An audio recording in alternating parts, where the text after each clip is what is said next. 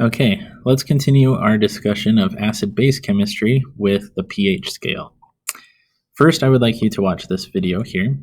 Go ahead and pause this one, watch that video, which is an introduction to this, and I'll see you on the next slide when you're finished. All right, so hopefully that was a good introduction. The pH scale. A lot of students have a question about where it comes from. It comes from the Latin potentia hydrogeni, which is also known as the hydrogen potential, right? So the potential that this ion has to do chemistry. The pH scale is a mathematical scale that is used to help us determine the acidity of a solution, and it ranges from 0 to 14. Yes, it is possible to have negative numbers and numbers higher than 14 on this scale, but it is rare, and we will not be discussing that in this class. We're going to keep it simple and go from 0 to 14. This is the equation that we're going to be using. So pH is the negative log of the hydrogen ion concentration. And this concentration, right, this is measured in molarity, or moles per liter of solution. Okay. There's also this equation, which is the opposite, and it measures the pOH, which is the negative log of the hydroxide ion concentration, right? So acids produce H plus and bases produce OH minus. Okay. Let's look at this graph here to try to determine what this all means. On the y-axis here, we have the concentration of hydroxide ion measured in molarity, and down here we have the hydronium ion, or the H plus, right? So it's H plus, but in water it becomes H3O plus. Both of these are measured in molarity. Okay, so a basic solution would have a hydroxide ion concentration greater than the hydronium. A neutral, they would be equal. Okay, 1 times 10 to the negative 7 on both. And then an acidic solution would have a greater H plus concentration than OH minus.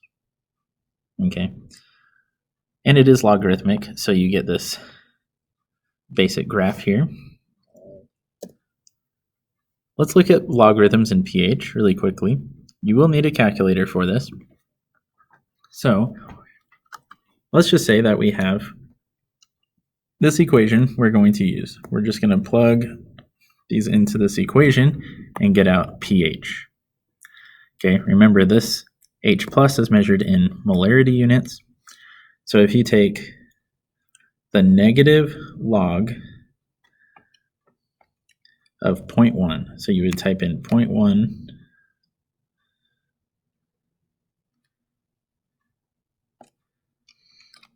and hit the log button, it'll give you 1, right? So that may not be surprising to some of you. Go ahead and put these numbers into the calculator with this equation and see what you get. Okay, pause the video and then press play when you're ready. So hopefully you got these answers, and you'll see that there's a trend here. Okay, when you're given the concentration like this, you'll see that it's directly related to how many decimal places you can move. Okay, so 1, 2, 3, 4, 5, 6, 7, 8, 9, and 10. Okay, and that's where this 10 comes from. We're not going to get too much into the math of logarithms. I'll leave that for your math teachers, but this is the equation that we're going to use. So I want you to be familiar with it. It is on your green periodic table that I gave out. Anyway, so how do we use this pH scale? 7 would be neutral, meaning that it is neither acidic nor basic. Anything higher than 7 is considered basic, and anything lower than 7 is considered acidic. Let's look at this scale, okay, and identify some things that we're familiar with. Pure water would be 7, okay, so it's neither basic nor acidic.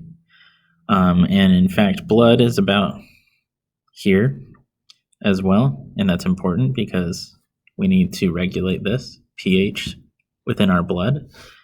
Some things like milk of magnesia are on the basic side, likewise antacids.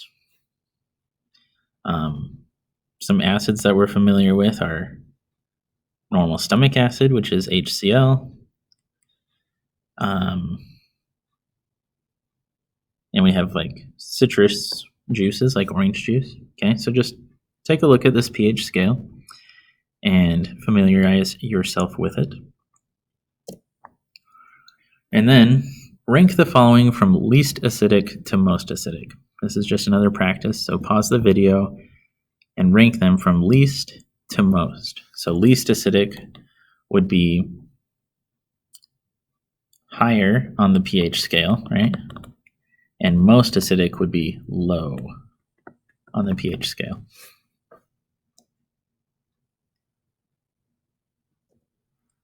Okay, so hopefully you got these answers here.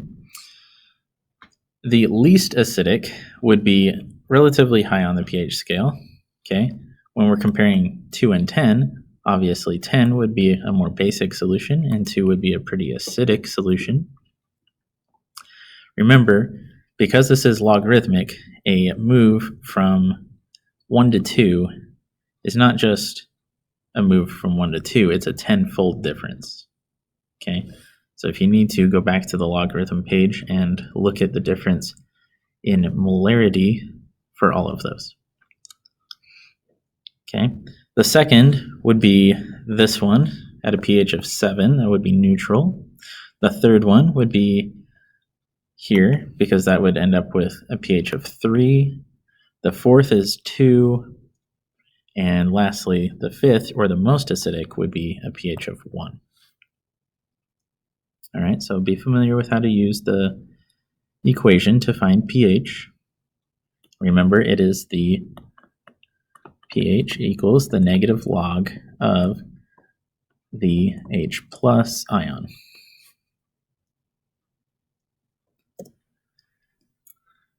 All right, to finish this, let's look at neutralization reactions.